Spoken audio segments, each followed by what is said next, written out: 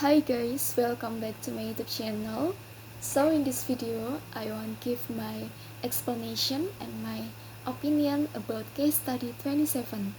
First of all, let me introduce myself. My name is Jhennifer Bergitha with NIM 222010. So, let's discuss it. Based on the problems that occurred in case study 27, I think no. Because everyone has the right to live with dignity. This fundamental right is inherent in every human being, as regulated in Article 3, Number 1 of the Universal Declaration of Law on Bioethics and Human Rights. Therefore, a child deserves to be born, and even though he was born with a disability. Stating that life could be worse than nothing refers to the assumption that living life with a particular disability is worse than never having it at all. Such an intolerable life is defined by the negative balance between the possible benefits and burdens of such a life. According to some doctrines, all life has equal value. This includes the belief that life is always better than none, and that a balance between benefits and harms in life should not be attempted. Doctrines of equal value for a life can be based on religious criteria regarding the living soul, or on secular grounds with reference to the unique human heritage that is an adequate criterion for a life worth living. What these two views have in common is that life is valuable not because of the qualities it possesses, but because life itself is categorically valuable.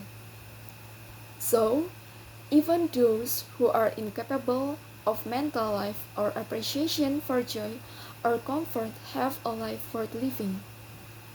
Using this reasoning, there is no obligation for us as a parents to avoid giving birth to a disabled child. The question of the right of children with disabilities to be born involves complex ethical perspective and values. In general, the right to birth is usually considered a natural right of every individual. However, discussion of a child-specific condition, such as a disability, can raise ethical questions regarding the care and support that should be provided to the child after birth. Some people argue that all children have the right to life regardless of their condition or disability, while others may reflect on the human aspects and care required in providing care to children with special needs. This approach can be influenced by cultural values, religion, and individual ethical views. Indeed, later there will be a lot of sadness and guilt on both parties, whether the child is born or the parents.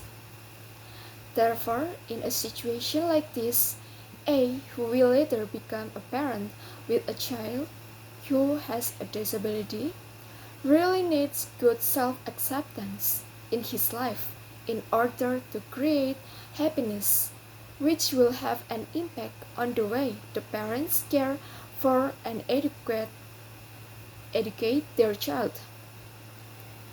Parents who have high self-acceptance and feel happy will greatly influence the growth and development of children with physical disabilities. How can these parents provide a positive picture of their child's condition, which will create a sense of self-confidence in children with disabilities and can optimize their potential? A good psychological state will give rise to positive emotions that will strengthen them in living their lives, providing a path to achievable happy, and fulfilling life. Positive emotion will give birth to a feeling of happiness. Parents with happy children with disabilities definitely feel good about themselves, have high self-esteem, self-control with an open attitude. The characteristics that stand out in happy people are having a sense of optimism and hope.